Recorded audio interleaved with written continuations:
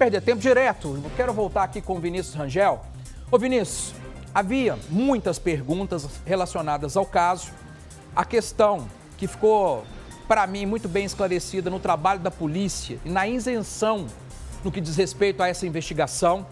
O detalhe que surgiu logo depois do empresário ser casado com uma delegada de Belo Horizonte, a arma que foi usada no crime, né, está sob investigação, pode ser a arma dela, porque o delegado também foi claro, e você vai trazer a informação de que pediu um teste para comparar a balística, se é o tiro que acertou, né, o gari realmente é da arma da delegada. E todas as outras explicações, a rota, ele está naquele local, a confusão, depois ele ser preso lá na academia ou conduzido, né, porque ele saiu de lá sem algemas, foi no banco de trás da viatura, uma pessoa que era o principal suspeito de homicídio, aí o delegado fala sobre essa parte e todos os outros detalhes. Então, a partir de agora, como você acompanhou tudo que aconteceu nessa tarde de hoje e acabou agora há pouco essa coletiva, a prioridade é sua para trazer a informação. Tá com você, meu amigo. Boa noite mais uma vez.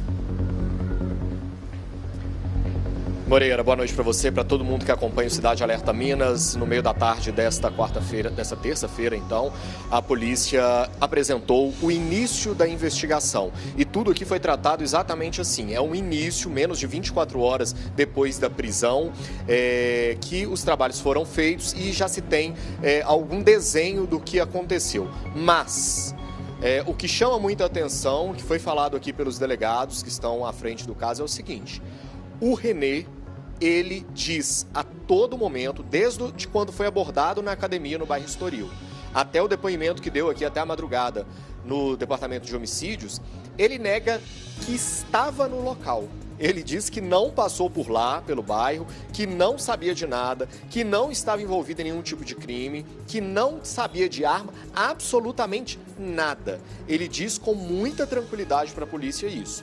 E foi uma das falas que me chamou muita atenção, porque isso se contrasta com o depoimento das testemunhas que a polícia também ouviu, que todas afirmam que na hora do crime ele estava muito alterado. Mas muito alterado mesmo, nervoso, com uma ira muito grande. Então nós temos duas faces de uma mesma pessoa que comete um crime. Por que eu digo comete um crime, Moreira? Porque apesar dele negar, para a Polícia Civil não há dúvidas de que foi o Renê que atirou no Laudemir. Então, por isso também foi pedida e expedida pela Justiça a prisão preventiva do Renê. Ele saiu daqui ontem direto para o sistema prisional. A audiência de custódia vai ser amanhã pela manhã, que provavelmente vai retificar essa prisão e ele continuará preso durante a investigação. Mas para a Polícia Civil não tem dúvida, foi ele. Aí você vai perguntar, e o pessoal que está nos acompanhando também, como que a Polícia Civil pode ter essa certeza se ele mesmo disse que não sabe de nada e que sequer estava no local? Primeiro fato que a polícia levantou: as testemunhas que estavam envolvidas, elas chegaram a dizer a placa do veículo. E checando, fazendo o cruzamento de dados com imagens, não há em Belo Horizonte outro veículo de luxo elétrico com a combinação de placas, do carro em que o Renê estava. Então, o carro que estava lá no bairro, que apareceu em imagens que a polícia já coletou, é o carro do Renê. Então vejam que é um primeiro argumento que já cai por terra a partir desta conversa.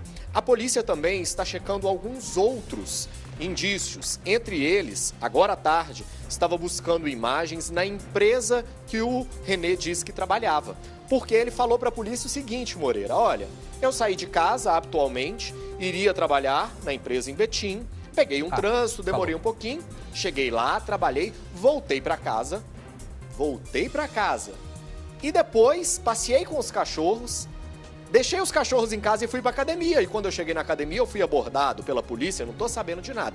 Esse é o discurso dele. Então a polícia já foi na empresa, a polícia foi hoje à tarde no prédio em que ele mora com a delegada para recolher imagens, para fechar esse discurso dele, né, para fechar o contraponto nesse discurso dele com essas imagens mostrando ele esteve ou não esteve na empresa, que horas ele saiu de casa, que horas ele voltou, porque no depoimento ele conta com detalhes. Olha, eu saí de casa às 8h38. eu entrei na empresa. Então, assim, são muitos detalhes que a polícia vem fazendo esse contraponto. É um primeiro passo para essa investigação e que já chama muita atenção, viu, Moreira? Tá certo. Eu vou pedir, então, o primeiro trecho da entrevista concedida hoje, né, pelo porta-voz da polícia e os outros delegados que estão na condução dessa investigação, e na sequência eu volto para você para a gente dar a sequência também do assunto. Vinícius, então vamos lá, primeiro trecho da entrevista para a gente entender esse passo a passo. O entendimento deles foi de que eles teriam praticado um homicídio duplamente qualificado, tanto motivo fútil de forma que possibilitou a defesa do ofendido e também a ameaça frente à motorista. Então, no primeiro momento, né, pela própria versão das testemunhas, ele teria ameaçado ela com arma de fogo, né, não feito nenhum tipo de disparo, nenhuma agressão direcionada a ela, e em segundo momento ele desce do veículo e efetua um disparo de arma de fogo com relação ao Lauderir. Então temos aí uma investigação preliminar que se refere a um homicídio qualificado, duplamente qualificado, e também um crime de ameaça com relação à vítima, que era a motorista do ônibus. Pois bem, Vinícius, nessa primeira parte, começa a esclarecer por quais crimes ele pode responder, se tudo comprovado. É importante a gente reforçar mais uma vez que essa característica que você citou, primeiro das testemunhas, porque o René não passaria desapercebido em nenhuma situação. A característica do porte físico dele, né? Todos os detalhes, você bate o olho naquela pessoa, você lembra dela em qualquer lugar, porque realmente ele chama a atenção. Então você tinha no momento lá, né, a investigação, as testemunhas que falam em relação às características físicas.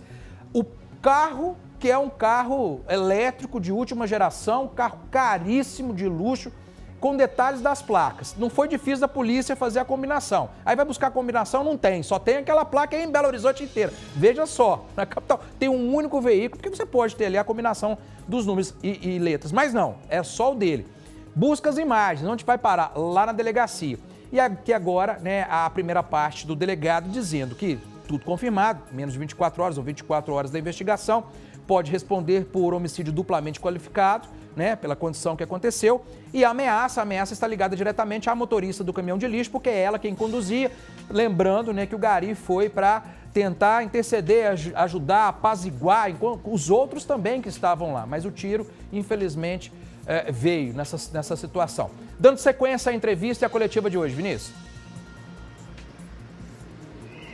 Moreira, um dos fatos, né, que a gente pediu para o delegado explicar para a gente é em quais condições o René estava aqui prestando esse depoimento. E a todo momento o delegado falou, olha, ele era tranquilo, ele estava muito, muito despojado, sem nenhum indício assim de um arrependimento ou de um pesar, não. Um homem extremamente tranquilo. E as testemunhas, que são um ponto-chave nesse caso? As testemunhas trouxeram com detalhes, de fato, o horror que foi a manhã dessa segunda-feira. Porque a gente contando, né, inicialmente, estava algo solto, mas não. No depoimento para a polícia, remontando o passo a passo do que aconteceu, a gente tem os trabalhadores fazendo ali o serviço no bairro, que eles estavam acostumados a fazer. Então ele, de fato, chega, ele começa a questionar a motorista do caminhão o fato dela estar ali na rua coletando lixo, como se não fosse o trabalho dela. E ele queria passar. Ele reclama que o espaço está apertado para ele passar com o carro. É um carro grande, né? Um carro de luxo grande, de um tamanho grande. Mas ela fala, não, dá para você passar.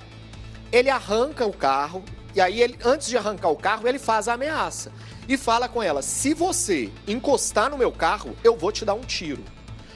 Os colegas, vendo a situação, começam a ir para poder tentar apaziguá-lo. Ele arranca o veículo, para um pouco à frente, desce do veículo, pega a arma.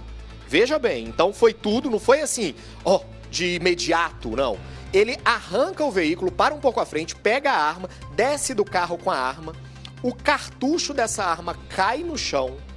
Ele pega o cartucho, recarrega a arma, coloca na arma e efetua o disparo.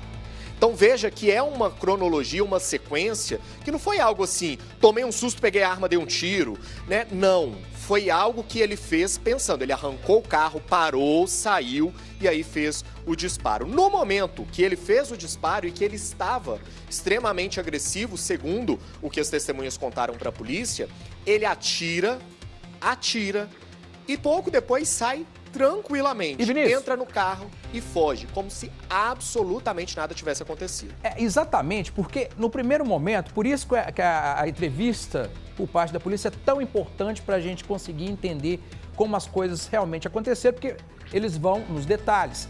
No primeiro momento, todo mundo falou, era briga de trânsito, briga de trânsito, briga de trânsito. Estava meio desconfiado dessa história de briga de trânsito, porque é uma briga de trânsito, existe ali as duas partes, na situação, aí tinha que justificar de qualquer maneira a arma em um dos veículos, nesse caso, o do empresário, mas não, isso é intolerância, isso é impaciência, porque ele estava na rota e a gente sabe que é rua estreita, carro parado, o gari tem que parar com o caminhão lá, o motorista, para que os garis possam correr, pegar, levar até o caminhão, aquela corrida, aquela mexida. Então, assim, é o bom senso que norteia nessa hora. Pro mínimo você esperar, porque você tá vendo a turma lá na frente trabalhando bastante debaixo do sol quente, quando você tá no ar-condicionado num carrão de luxo. E a turma lá, no pesado, naquele cheiro que a gente sabe, que tá mexendo com lixo, levando de todo mundo. Então, assim, aquela história de briga de trânsito, não tá parecendo briga de trânsito, tá parecendo intolerância. Pegou a arma, não queria passar com o carro, veio com a história que meu carro não passa aí, vai lá e atira. É isso, a minha percepção é isso. E o que foi confirmado até então, na investigação, por parte dos delegados, não é isso, Vinícius? Exatamente, Moreira, exatamente. E aí, continuando esse terror, enquanto o Laudemir estava ali no chão, que chegou a dar 2 passos, para poder tentar fugir, caiu. Enquanto ele era socorrido, enquanto a polícia chegava para socorrê-lo, o homem, o atirador, o empresário que se achava o todo-poderoso e que queria passar a qualquer custo, ele poderia ter seguido o caminho dele, arrancado o carro e ido embora, mas que resolveu atirar, ele vai embora para casa tranquilamente. E aí é o segundo passo a passo, porque a polícia está fechando isso, mas, ao que tudo indica, ele sai do local do crime, ele passa em casa, ele fica em casa tranquilamente, ele sai da casa, passeia com os cachorros, volta e resolve ir para a academia. E aí, um ponto importante nesse quebra-cabeça é que a polícia está investigando e que a gente ainda precisa de afinar essa informação, porque, como eu disse, a investigação está muito no início. Ele, entre ter atirado e ter ido para a academia, ele teve contato com a esposa dele, que é delegada de polícia? Por quê, Moreira? A arma que foi utilizada no crime, ou a possível arma que foi utilizada no crime, é a arma da delegada. É a arma pessoal dela, não é a arma funcional. Os policiais geralmente têm 2 armas, uma que o Estado fornece para ele desempenhar a função de policial, isso militar ou civil, no caso de delegada, e uma outra que ela pode ter para a segurança dela. A arma utilizada nesse crime, ao que tudo indica, foi a arma pessoal dela. Uma pistola 380, é o mesmo calibre da arma que foi apreendida, é o que deu o tiro no Laudemir. Mas, Vinícius, por que vocês estão falando é possível? Porque a arma não estava dentro do carro. A arma não foi apreendida com o René na academia. A arma foi apreendida pela polícia no apartamento do casal. Essa arma foi entregue para a polícia pela delegada. Ela entregou as 2 armas, a arma funcional dela, que foi para a corregedoria de polícia, e aí a corregedoria abriu um procedimento para entender todo esse fato. Olha, onde que essas armas ficavam armazenadas? Ela entregou a arma para ele, ele não possui posse nem porte de arma, então não poderia estar com a arma de maneira alguma. Ele pegou essa arma sem ela saber? Em qual situação essa arma ficava armazenada em casa? Então isso ainda são pontos que estão sendo investigados nessas 2 linhas. Um procedimento da corregedoria para entender a conduta da delegada, se ela sabia do que aconteceu, se ela entregou a arma, se ele tinha esse livre acesso. E a arma foi para a perícia da Polícia Civil no inquérito do homicídio para entender se de fato foi essa mesma arma que foi utilizada no crime. Segundo a polícia, como não foi feita a prisão no local do crime e essa arma não estava no carro, por isso o carro não foi apreendido. Foi feita uma busca dentro desse veículo, mas não tinha nada relevante ali que contribuísse para tudo isso, então o veículo foi liberado. Mas nós já temos essa confirmação que trazíamos aqui, que tudo indicava ontem, já indicava que a arma era da delegada, de fato. A arma pessoal da delegada foi utilizada pelo marido dela para cometer esse crime. por que ele saiu de casa armado, Moreira. Se ele diz que ia para o serviço, se ele diz que ia trabalhar na rotina, já era a rotina dele ir armado? Isso a polícia também ainda vai ter que explicar pra gente.